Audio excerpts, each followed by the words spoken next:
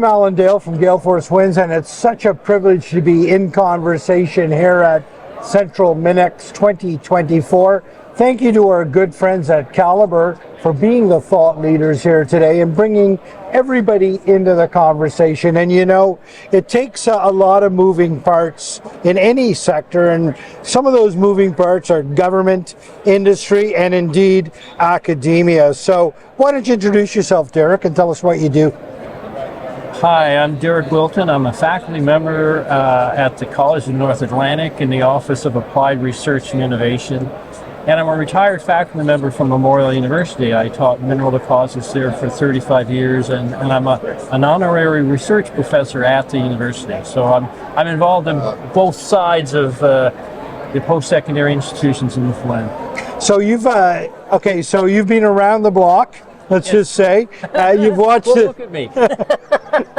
So I didn't mean it that way, but so you would have watched this sector, this industry evolve over time. Tell me what you're seeing now in the moment. I'm seeing a lot of new innovations, a lot of new technologies that are coming to bear, and are coming to bear at a really important time, because again, we don't really have the personnel like we used to have in the past, you know, and so we've got to be able to fill those gaps in human resources with new technologies, and I think the college is fitting in there very well, and it's trying to fill that space in Newfoundland and Labrador in terms of trying to train the future miners and millers and mineral processors. You know, the college, of course, they have an ability to not only be agile in their approach and really adapt to the sector as it adapts,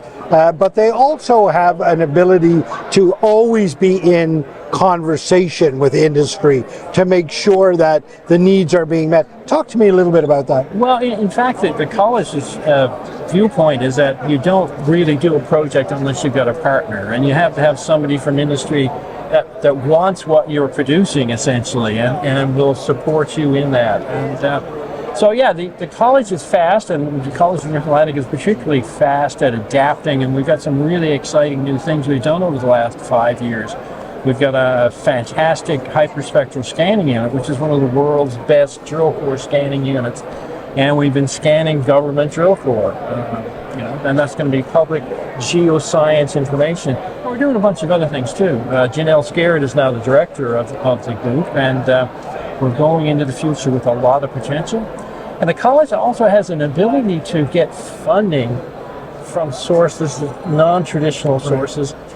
Government is sort of switching its viewpoint. It wants to fund more applied research rather than pure academic research like we would have done at the university. So it's an exciting time to be involved with the college system. And you know, applied research is so vitally important in a sector like this, right? Talk to me about it. Well, I mean, it's again, we go in and solve problems for industry. Yeah. Sometimes it may be just like, where do you put a screw in or something like that? If you turn it around, change the position you put it in, to doing something like drone kind of based geophysical measurements and hyperspectral measurements and stuff like that too. So it's always important. And somebody once said to me, the difference between pure research and applied research is just a matter of time. Right. Yeah, fair enough. It's just a matter of time. So everything that's pure becomes applied at some point, right? Right. You talked a little bit earlier about innovation in this sector. Talk to me about the innovation that's happening here and really sort of position the college in there.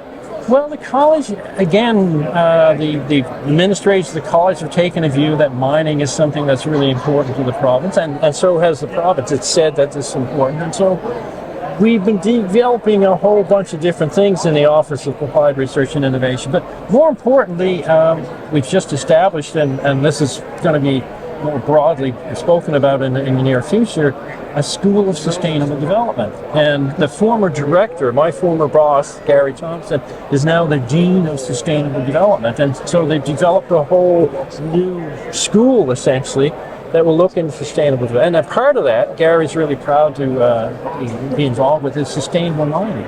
And that's a really important, part of it. So it's all a kind of a cyclical thing. We're getting in there and trying to help out industry at all different levels, from exploration, which is really what I'm in, to final cleanup and reclamation.